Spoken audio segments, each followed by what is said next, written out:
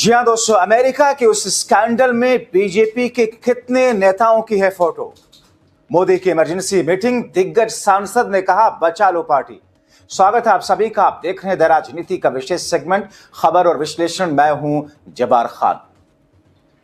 तो क्या दोस्तों, देश का वो मीडिया जो कि सत्ता का पैरोकार है, वो सत्ता पक्ष की नेगेटिव वाली या आलोचनात्मक खबरें अगर नहीं छापता है, तो क्या विदेश और इंटरनेशनल मीडिया जो खबरें छापती हैं उसे सत्ता पक्ष ये कह करके इनकार कर देगा कि यह सब फर्जी और बकवास है? आखिर क्यों बीजेपी के ही एक बड़े कद्दावर तजुर्बेकार नेता और सांसद ने कहा कि साहब मोदी शाह को चाहिए कि एक इमरजेंसी मीटिंग बुलाएं, पार्टी को बचा लें, वरना आने वाली स्थिति से निपट नहीं पाएंगे। आखिर अमेरिका में बीजेपी के वो कौन कौन से नेता और मंत्री हैं और देश के कौन से उद्योगपति हैं जिनकी फोटो छपने जा रही है, और एक ऐसे स्कैंडल में जिस स्कैंडल के सामने आने के बाद में जाहिर तौर पर जो स्थिति उत्पन्न होगी उस पर जनता थू थू करेगी।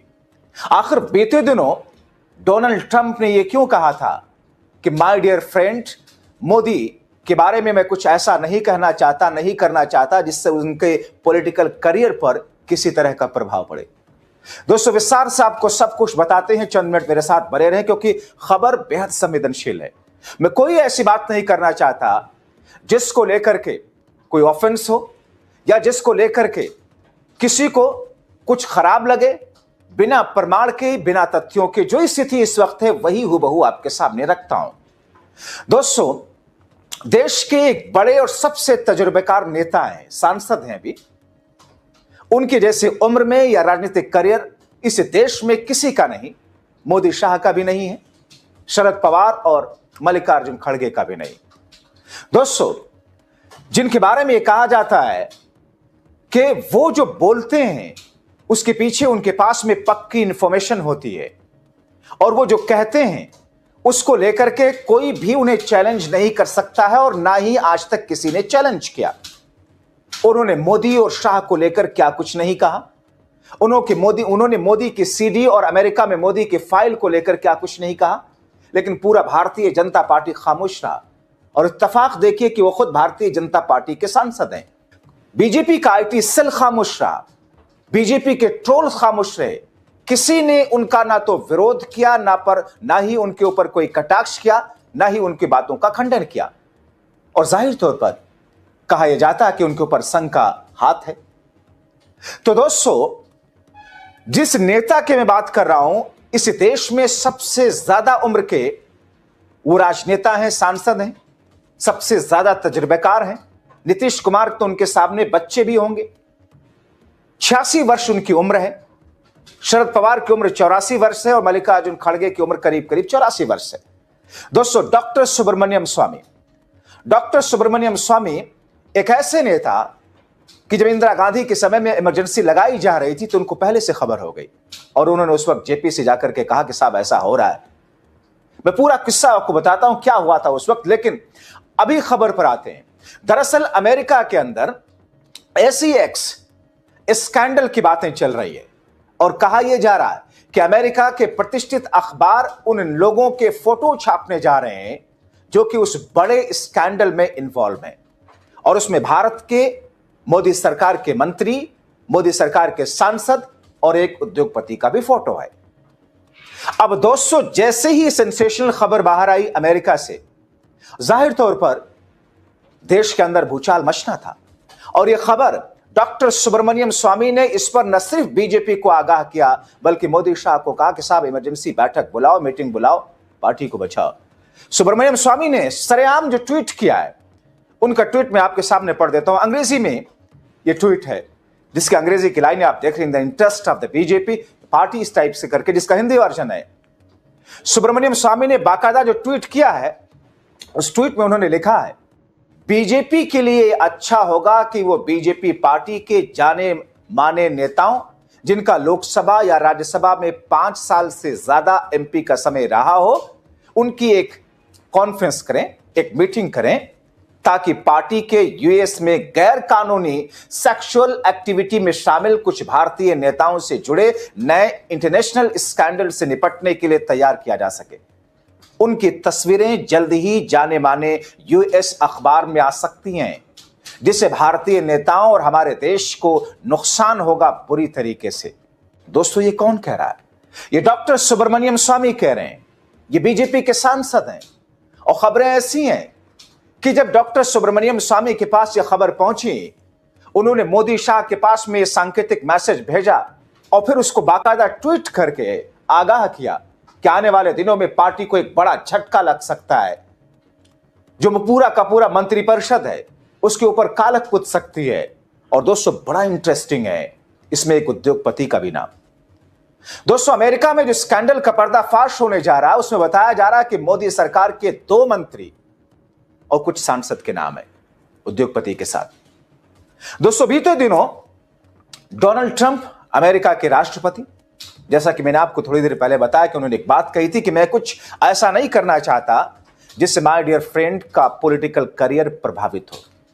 पीएम मोदी को लेकर कहा था। दोस्तों, वैसे मैं खुद पर्सनली डोनाल्ड ट्रंप को एक मस्खरा और नॉन सीरियस आदमी समझता हूं। हो सकता है मैं गलत हूं, लेकिन एक बहुत ही चतुर बिजनेसमैन है। दुनिया के सबसे बड़े शक्तिशाली देश के राष्ट्रीय अध्यक्ष हैं। दुनिया में सबसे ज्यादा सूचनाएं उनके पास होती हैं। हालांकि पहले नंबर पर सूचनाओं के मामले में अगर मैं आपको बताऊं एक एडिशनल इंफॉर्मेशन, नेतन्याहू इजराइल के उनका नाम आता है। दूसरे नंबर पर डोनाल्ड ट्रंप अमेरिका का नाम, जिसमें सबसे ज्यादा दुनिया की सूचनाएं होती हैं। और तीसरे नंबर पर रशिया और चाइना का आता है। दोस्तों, डॉक्टर सुब्रमण्यम स्वामी के बारे में आप जानते हैं, दुनिया के एक वरिष्ठ राजनेताओं में से एक। उनका कनेक्शन, इंफॉर्मेशन के तार करीब करीब सभी बड़े देशों में। वो देश के सबसे तजुर्बेकार, सबसे ज्यादा राजनीतिक करियर वाले 86 साल के, जैसा कि मैंने आपको बताया कि शरद पवार और मल्लिकार्जुन खड़गे जो सबसे ज्यादा उम्र के माने जाते हैं 84 साल के, और नीतीश कुमार।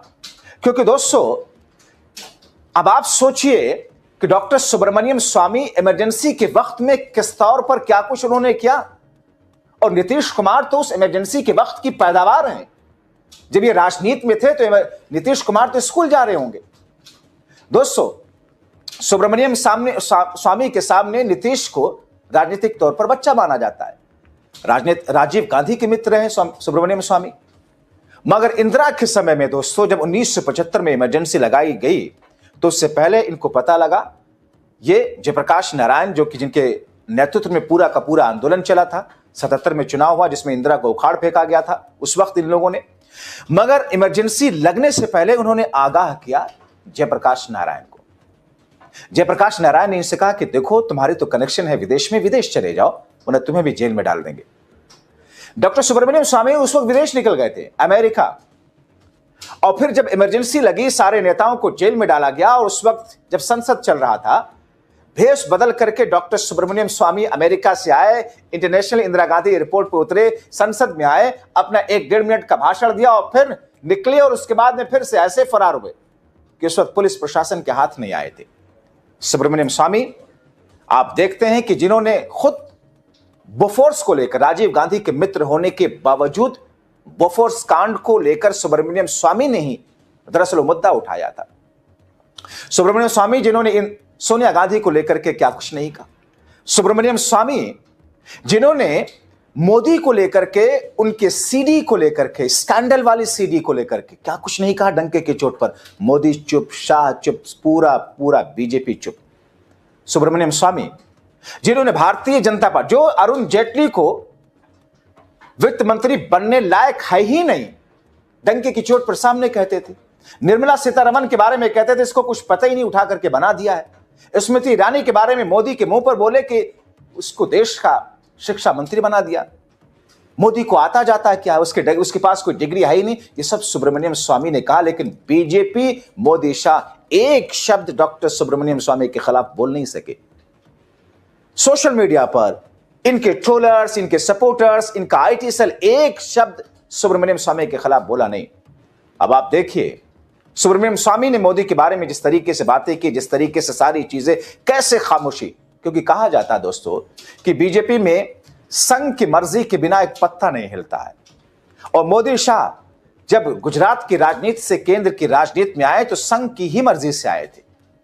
तो ऐसे में संघ का हाथ, ये कहते हैं अपने इंट्रोज में, मोदी मेरे खिलाफ कुछ नहीं कर सकते, शाह कुछ नहीं कर सकते, क्योंकि मुझसे टकरा नहीं सकते, संघ उनको ऐसा करने नहीं देगा। अब दोस्तों, सुब्रमण्यम स्वामी ने अगर इतनी बड़ी बात कही है तो जाहिर तौर पर फर्जी तो नहीं होगी। ट्वीट किया है बाकायदा, जो ट्वीट मैंने आपके सामने रखा, ये फर्जी तो नहीं हो सकता है। अब ऐसी स्थिति में क्या बीजेपी, मोदी शाह जिस वक्त परेशानी की हालत में, जो आपस में जो बातचीत कर रहे हैं, कोई इमरजेंसी बैठक करेंगे? और अगर अभी से इन तमाम चीजों को लेकर के आने वाले दिनों की स्थितियों को सामान्य करने के लिए मोदी शाह कोई रास्ता नहीं निकाल पाए, तो फिर बीजेपी का होगा क्या? क्या मोदी और शाह के राजनीतिक करियर के अंतिम पड़ाव में कुछ ऐसे लांछन उनके ऊपर लगेंगे जिसका अंतर्राष्ट्रीय स्तर पर मजाक उड़ने जा रहा है? दोस्तों, ये सारी की सारी स्थितियां ऐसी हैं जिसको लेकर के सुब्रमण्यम स्वामी ने आगाह तो कर दिया, बाकायदा ट्वीट भी कर दिया। देश के अंदर यह चर्चा है कि आखिर हो क्या रहा है। दोस्तों, बीजेपी तो यही कहेगी कि साहब ये तो देश, भारत, वो बीजेपी और मोदी शाह से इसे जोड़कर नहीं देखेगी। बीजेपी के लोग ये कहेंगे कि साहब ये तो देश को बदनाम करने, मोदी शाह को बदनाम करने की अंतर्राष्ट्रीय साजिश है। अभी एक दिन पहले ही बीजेपी के राष्ट्रीय प्रवक्ता और सांसद संबित पात्रा ने क्या कहा था कि कांग्रेस के सोशल मीडिया हैंडल जर्मनी में, लंदन में, अमेरिका में, फलाने ढिमकाने जगहों से हैंडल होते हैं और वो दरअसल भारत और मोदी शाह को बदनाम करने के लिए किया जा रहा है, जैसा कि राहुल करते हैं। इसी लाइन पर आगे बढ़ने की कोशिश करेगी बीजेपी। मगर दोस्तों, ये वो स्थिति है जिस स्थिति से बीजेपी पर ऐसा बुरा प्रभाव पड़ेगा जिसे निकल पाना शायद उसके बस की बात नहीं होगी। तो मैं तो यही कहूंगा कि अगर इस किस्म से कोई स्थिति है तो मोदी और शाह को सोचना ही नहीं, उसके बारे में कोई कदम उठाना चाहिए। आप क्या कहेंगे? राय जरूर लिखें। शुक्रिया।